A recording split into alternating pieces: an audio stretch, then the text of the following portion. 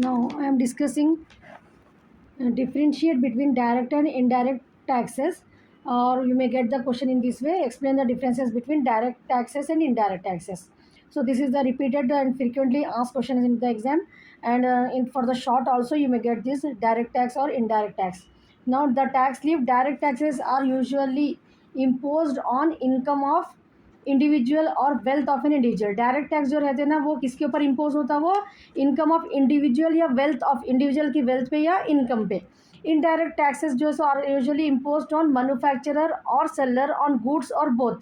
ठीक है, ये जो है सो इम्पोज्ड ऑन मैन्युफैक्चरर और सेलर फॉर गुड्स के लिए जो है सो ये होता. नेक्स्ट है अपने को tax liability. In case of direct taxes, tax bearer in is aware of the tax liability. Tax liability के बारे में अवेयर रहते हो लोग, as well as time and amount of tax. ठीक है, कब पे करना क्या है. डायरेक्ट टैक्स में जो है सो टैक्स लायबिलिटी का पूरा इन्फॉर्मेशन रहती है यहाँ पर बेरर को. इन इधर यहाँ पर जो है सो in case of indirect taxes में क्या होता है? In case of indirect taxes, tax bearer is unaware of the tax liability. ठीक है, आप कोई गुड्स जाके ले रहे 500 बोले आपको, तो उसमें कितना टैक्स आप पे कर रहे हैं आपको नहीं मालूम रहता. ठीक है ना, तो यहाँ पर unaware of the tax liability, आपकी तरफ से कितना टैक्स पे हो रहा आपको आपको खुद को नहीं मालूम रहता. As well as time and amount of tax भी आपको नहीं मालूम रहता. Just you have to purchase the product, उसमें कितना इंक्लूड कर रहे सेलर, कब पे कर रहे, कितना टैक्स पे कर रहे इनकम टैक्स डिपार्टमेंट को, ये सब इंफॉर्मेशन अपने को नहीं रहती इनडायरेक्ट टैक्सेस में. समझ में आ रहा ना टैक्स लायबिलिटी. नेक्स्ट है अपने को टैक्स रेट है.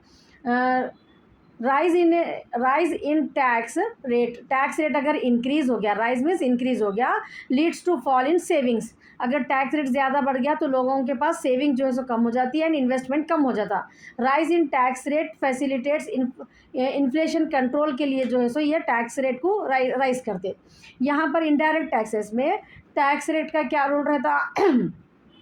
Rise in tax rates leads to fall in consumption. अगर इनडायरेक्ट टैक्सेस में टैक्स रेट जो रहता वो फॉल हो गया, consumption, rise in tax rate leads to fall, consumption fall हो जाता and helps in increasing the inflationary position of the economy.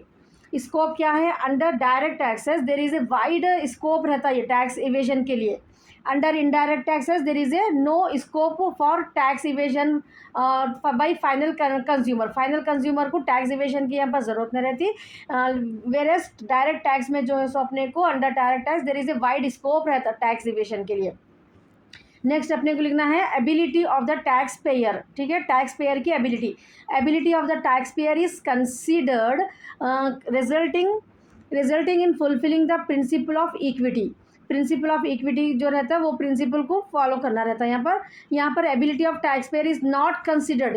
यहाँ पर एबिलिटी की क्या है? टैक्स पेयर की कंसिडर ही नहीं होती. ठीक है, and hence the principle of equity is not followed here indirect taxes में. नेक्स्ट है अपने को civic consciousness. Tax payer possesses the aspect of civic consciousness रहना ज़रूरी रहता है. यहाँ पर टैक्स पेयर जो रहते हैं, यहाँ पर tax payer does not possess aspect of civics consciousness की ज़रूरत नहीं रहती इनडायरेक्ट टैक्सेस में. अगर आप साइड हेडिंग्स भी याद कर लिए तो whatever I am explaining no you can write it by your own also, but remember this 8 side headings, this is important for you.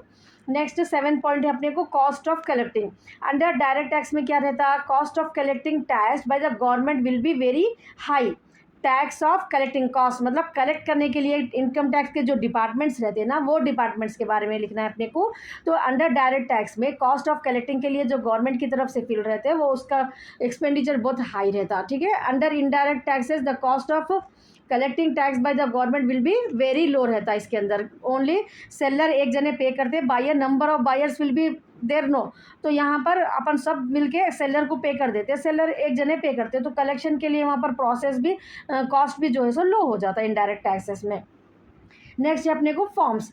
Various forms of direct taxes are income tax, dividend tax and inheritance tax, state duty. ये पूरे अपने को forms है direct taxes के.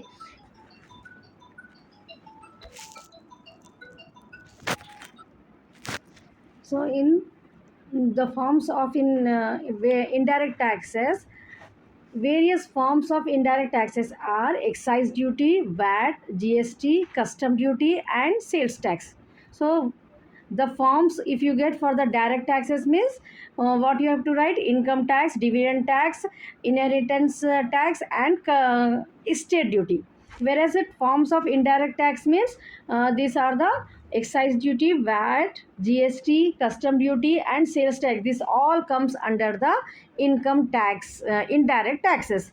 It's clear now the difference between direct taxes and indirect taxes.